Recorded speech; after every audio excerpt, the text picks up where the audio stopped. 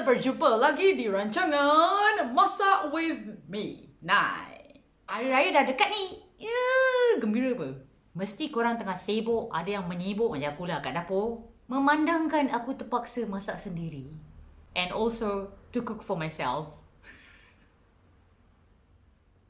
Sedih apa? I was thinking lah, what am I supposed to be cooking that makes me feel like it's gonna be Raya soon and also macam tak nak left out, you know? Niatnya kan, I actually really wanted to cook rendang, but it's very susah sebab I have not found the ingredients yet.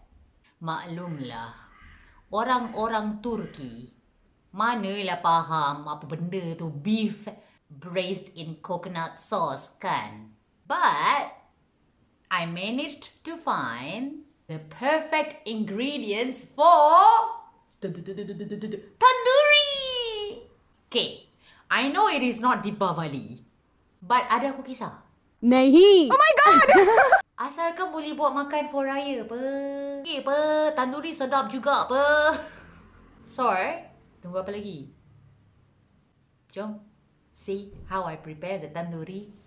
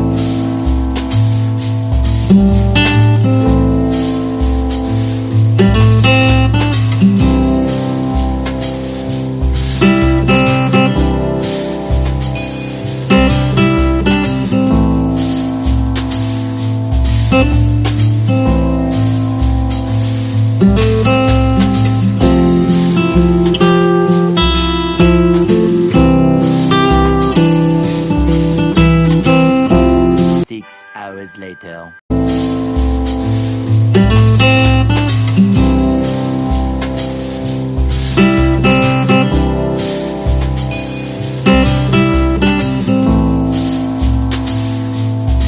The next day.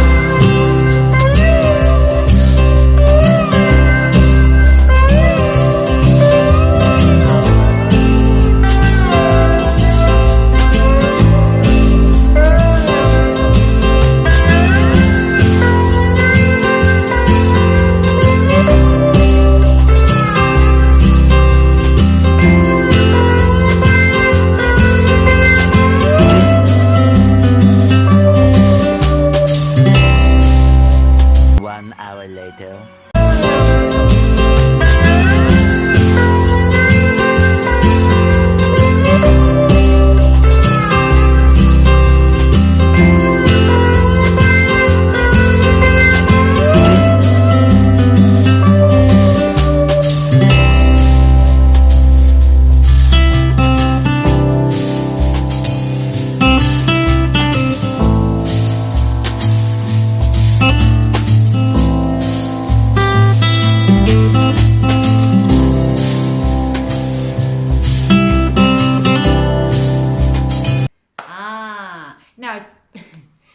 It does take quite a while, okay, when you want to prepare the chicken tandoori.